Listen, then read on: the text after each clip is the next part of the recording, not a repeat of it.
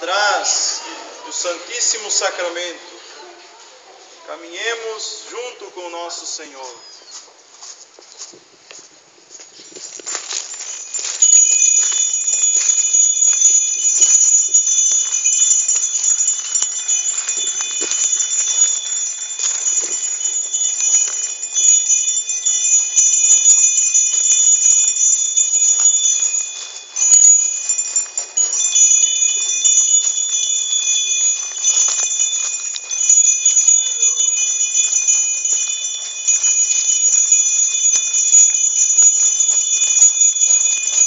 Pedimos tua bênção, Senhor, sobre todos nós que estamos aqui, sobre toda esta comunidade e todas as famílias. Pedimos a tua bênção sobre todos aqueles que estão se preparando para a Crisma, para a primeira Eucaristia, todos os catequistas. E pedimos a bênção, Senhor, sobre a nossa cidade. Fazei-nos sempre mais próximos de Ti e faze presença no meio de nós.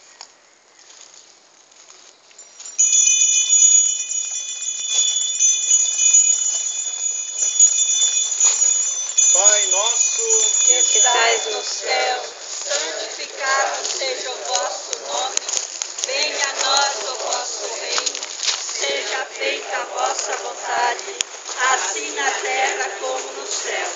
O pão nosso de cada dia nos dai hoje, perdoai as nossas ofensas, assim como nós perdoamos a quem nos tem ofendido, e não nos deixeis cair em tentação, mas livrai-nos do mal. Amém. Graças e louvores se deem a todo momento ao Santíssimo e Diviníssimo Sacramento. Graças e louvores se deem a todo momento ao Santíssimo e Diviníssimo Sacramento. Graças e louvores se deem a todo momento ao Santíssimo e Diviníssimo Sacramento. Jesus, manso e humilde de coração, fazei o nosso coração semelhante ao vosso. Todos digam: obrigado, Senhor. Obrigado, Senhor, por tua presença, em nosso meio, por tuas bênçãos, por tantas graças. Dai-nos, Senhor, sempre essas bênçãos, sempre esse vigor.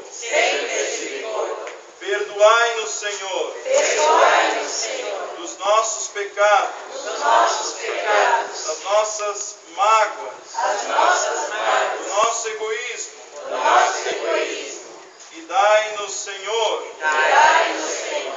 que permaneça somente a tua presença em nosso ser. Amém.